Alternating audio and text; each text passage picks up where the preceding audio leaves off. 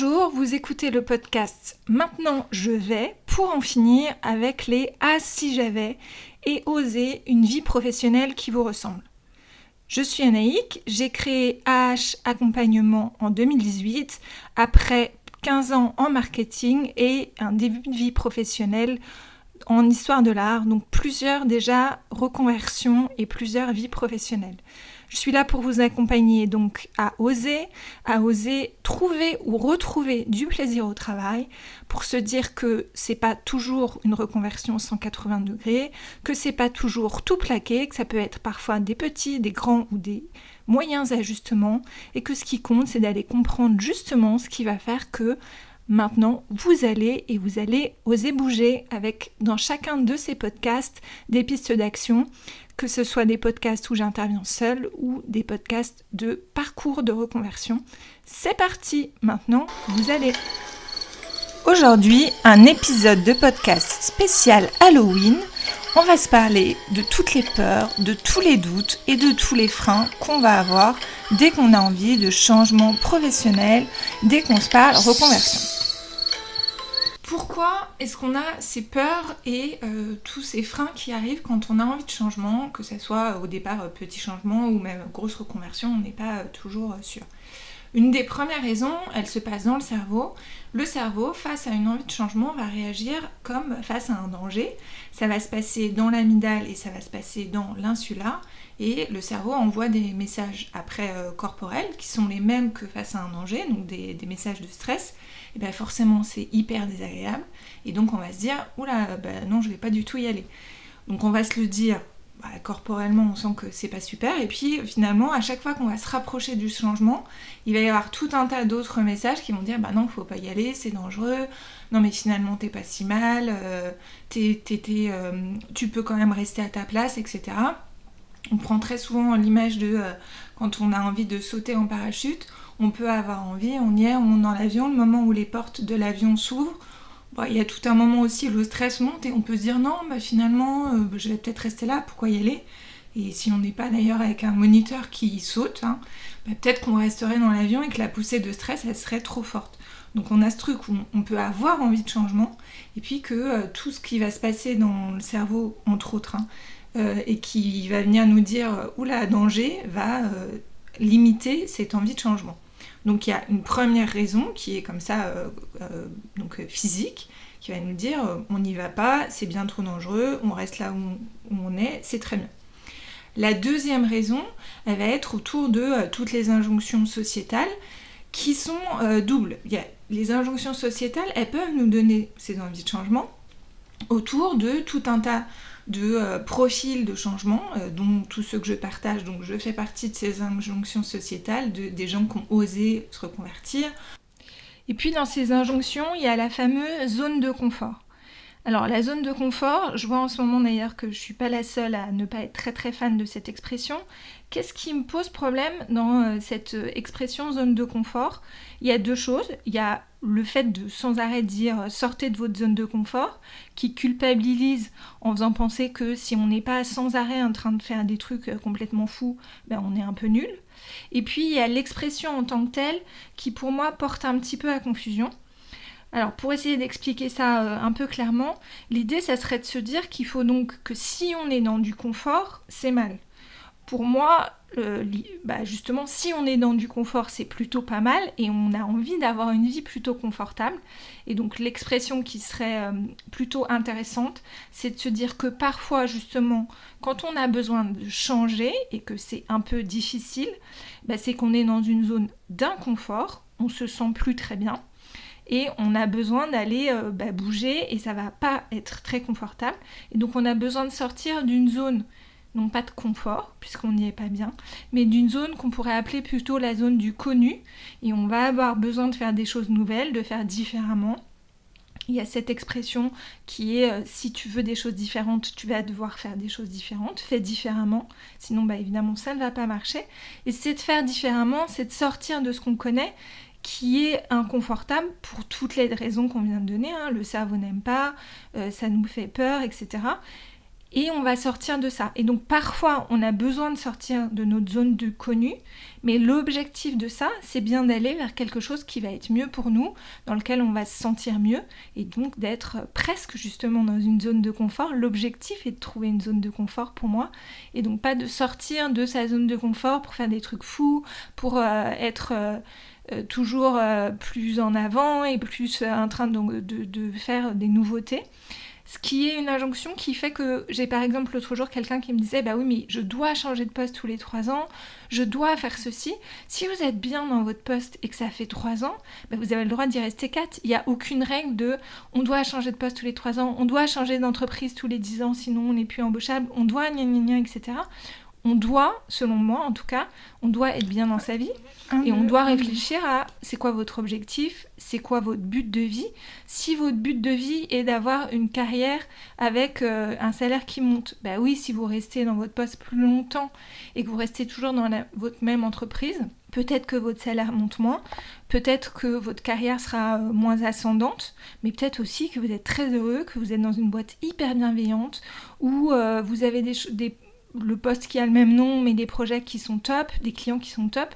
Et donc, est-ce que vous avez besoin de changer toujours d'entreprise, d'aller toujours plus haut, etc.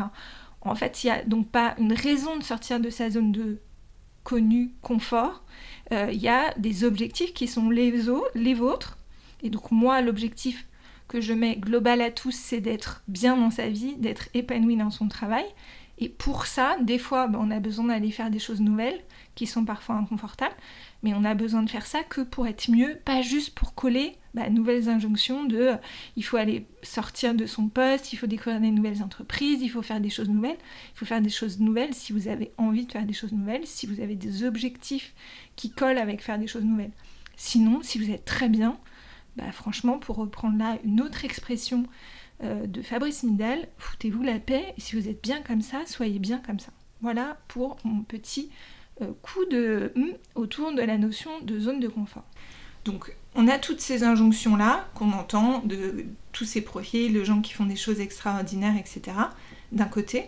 Mais de l'autre, on a aussi toutes les autres injonctions qui vont être autour de tous les petits proverbes. Un tien vaut mieux que deux, tu l'auras.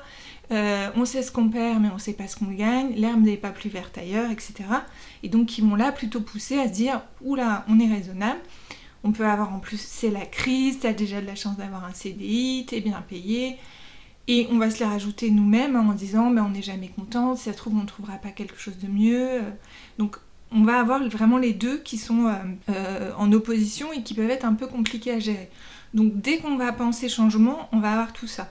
Le cerveau, les injonctions donc, qui sont sociétales et personnelles, on a les siennes qu'on se raconte, celles qu'on a reçues de sa famille et qui vont venir aussi se rajouter dessus, celles de son entourage proche, selon de qui on est entouré. Si on est entouré de plein d'entrepreneurs, c'est pas la même chose que si on est entouré de gens qui ont plutôt toujours été salariés ou dans le fonctionnariat et qui vont être peut-être un peu plus frileux. Et il va falloir se débattre avec tout ça, et c'est là que les choses vont venir, où on va se dire un jour oui, un jour non, et que toutes les peurs vont pouvoir se bousculer et arriver derrière ça. Donc ça c'est le point de départ, c'est pour vous dire si vous ressentez tout ça, si vous avez tous ces doutes, si vous sentez qu'il faut y aller un jour, qu'il ne faut pas y aller, que peut-être que oui, que peut-être que non, que vous culpabilisez en vous disant oui mais j'ai déjà fait toutes ces études, mes parents ils m'ont payé ça, et puis moi je fais mon petit caprice en voulant changer, vous n'êtes pas tout seul, pour reprendre une petite phrase d'une humoriste qui est sur internet pas mal. Donc non, vous n'êtes pas seul. Oui, vous êtes très nombreux à ressentir tout ça. Et ça peut se dépasser, mais c'est hyper normal comme point de départ en tout. Alors, qu'est-ce qu'on fait quand on s'est dit ça? Donc on se dit, ok, c'est normal, je suis pas tout seul, mais c'est super, mais qu'est-ce que je fais pour dépasser tout ça?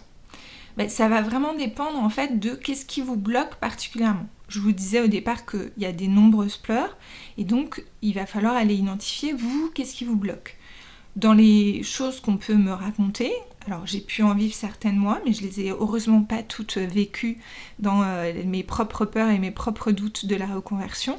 Mais donc si je les liste un petit peu, on peut avoir la peur de se tromper de projet, on peut avoir la peur de se mettre en danger financier, j'ai un gros crédit, j'ai des enfants qui font des études, j'ai un style de vie même simplement, est-ce que je vais repartir de zéro, et si je gagne pas ma vie, comment le vivre? On peut avoir la peur du jugement. Qu'est-ce que vont penser les gens ? Oui, il y a tout un tas de personnes qui se reconvertissent et ça donne envie, mais en même temps, il y a tout un tas de gens qui se moquent un peu de ça, qui peuvent se dire « Oh là là, elle va tomber dans les trucs à la mode, mais qu'est-ce qu'elle fait ?» Je l'ai eu, ça, personnellement, de se dire « Ah, essayez, je vais être coach comme tout le monde. » Les gens vont me dire « Ah, t'es coach ?» alors que je travaillais dans le marketing. Et ça a été effectivement un frein à lever de me dire que j'allais faire un truc à la mode, entre guillemets. Ça peut être la peur de perdre son statut. On peut avoir l'impression quand même que si on a fait un certain nombre d'études, on a atteint un certain niveau et on va redevenir débutant ou on va aller on peut avoir envie d'aller faire des métiers très différents mais qui ont un moindre statut. Et il faut parfois aussi se questionner là-dessus. Est-ce que ça vous embête ?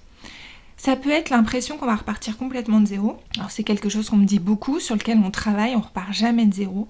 Mais ça peut être compliqué de s'en rendre compte.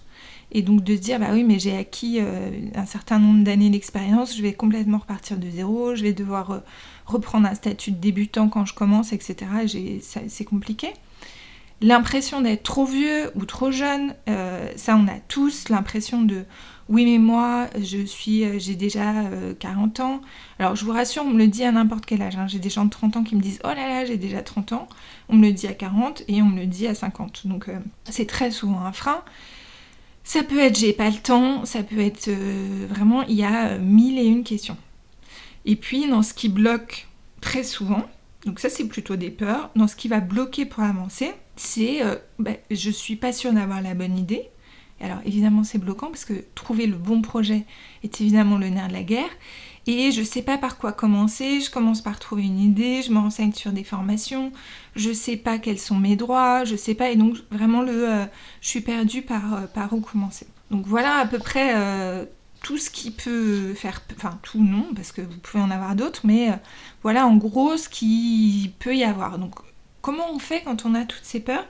Ce que je vous ai préparé, c'est un workbook que vous pourrez aller télécharger et qui va vous permettre de travailler sur ces freins en priorisant ce qui vous bloque vous. Vous n'avez peut-être pas tout, avec un peu de chance, vous n'avez pas toutes ces peurs et toutes ces trouilles. Et donc, allez travailler sur ce qui sont vos propres bloquants. Je les ai répartis entre ce que j'appelle, en restant dans le thème halloweenesque, les pièges pratiques, c'est-à-dire comment je trouve des bonnes idées et quelles sont les étapes pour avancer dans le bon ordre et sans m'y perdre. Ces deux choses-là, c'est évidemment le nerf de la guerre et donc c'est des choses sur lesquelles il faut passer pour éviter de se tromper et d'aller trop vite. Et puis après, les fantômes et sorcières qui vont être plutôt les injonctions, les petites voix, toutes les autres peurs autour qui peuvent être multiples et variées. Avec, selon les cas, n'allez peut-être pas tout travailler, peut-être qu'il y a des peurs que vous n'avez pas du tout, vous n'êtes pas obligé de passer du temps dessus, mais vraiment aussi aller regarder quelles sont vos ressources, qu'est-ce que vous avez déjà, et arrêter de se raconter des histoires comme ça, pour voir comment vous pouvez reformater les histoires que vous vous racontez autour de ça. Prenez le temps d'aller bien identifier comme ça quels sont vos freins, et surtout prenez le temps d'adresser ces peurs. Je trouve qu'il est toujours hyper intéressant d'aller écouter ce qui vous fait peur et de se dire en face, et vous verrez que c'est comme ça que je vous propose de le travailler, ok, j'ai cette peur-là, qu'est-ce que je fais pour l'adresser et pas pour la mettre sous le tapis. Si on se dit, j'ai peur de me tromper de projet, et si je me trompe de projet et qu'à la fin j'ai tout lancé et que ça me plaît pas, c'est important d'aller l'écouter. Il y a des gens qui se trompent de projet, c'était mon dernier podcast avec Anne-Laure qui s'est lancée dans la pâtisserie en écoutant son cœur, mais en n'ayant pas tout à fait bien préparé. Donc on peut se tromper. Donc il est important de se dire ok, j'ai peur de me tromper de projet, j'ai peur de me lancer et puis à la fin de me dire oh là là, mais c'est pas du tout ça, j'aime pas. Qu'est-ce que je peux faire pour éviter de me tromper ? Et donc qu'est-ce que je peux faire ? Je peux vraiment prendre le temps de me connaître, je peux prendre le temps d'aller étudier le projet, je peux me faire accompagner pour éviter de me tromper en ayant quelqu'un qui vous challenge et qui questionne. Et donc on peut aller réfléchir à ça et de se dire je sens que j'ai peur financièrement, qu'est-ce que je peux faire financièrement ? Je vous propose là-dessus plusieurs exercices et il y a tout un article là-dessus parce que c'est évidemment une peur qui revient souvent.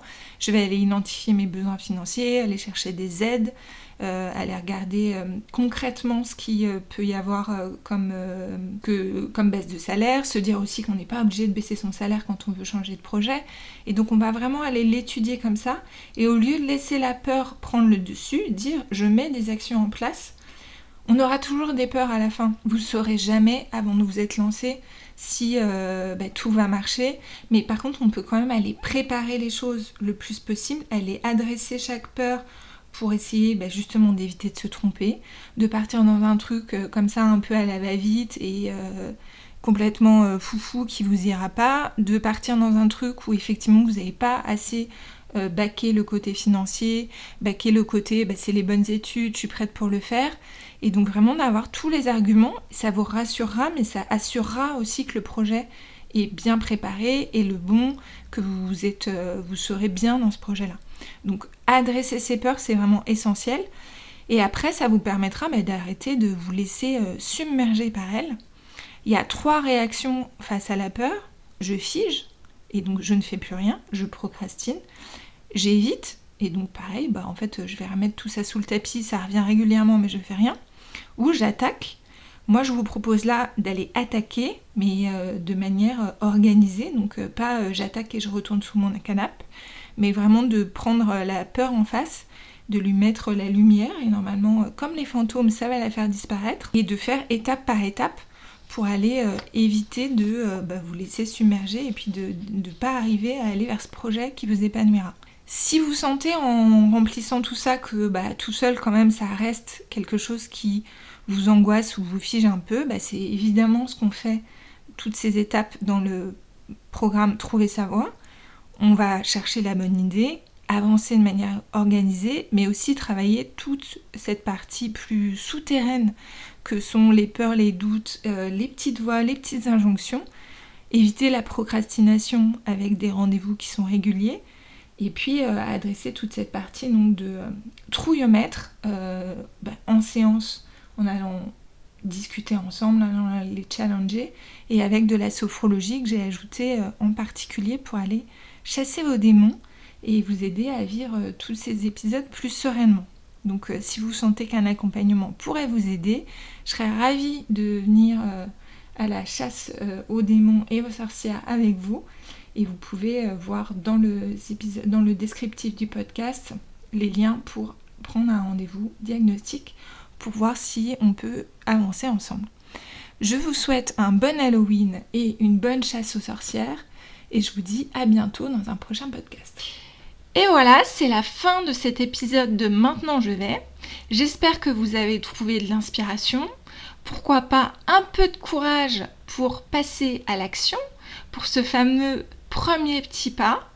Si le podcast vous a plu, n'hésitez pas à le faire savoir avec des petites étoiles, un commentaire, en le partageant à quelqu'un qui en a besoin. Et abonnez-vous pour ne pas manquer les prochains. Maintenant, c'est à vous. Et si on se dit « maintenant je vais », vous allez faire quoi après avoir écouté ce podcast et cet épisode précisément ? Peut-être que dans celui-ci, je vous ai donné un exercice où vous avez eu une idée tout de suite et que c'est tout facile. Si ça ne vous vient pas, je vous propose une idée toute simple de télécharger le test offert évidemment « Est-ce que je dois changer de job ?» ou le guide « Trouver le bon projet ». Il y a aussi plein de ressources et d'articles sur le blog, mais ces 2 tests sont un très bon premier pas. Donc si vous n'avez pas d'idée précise en sortant de ce podcast de quelle pourrait être votre première action, et pour ne pas rester en mode j'écoute des tas de podcasts mais je ne fais rien de précis, ces 2 guides sont une bonne première action à lancer. Alors à vous de jouer et on se retrouve bientôt dans un prochain épisode.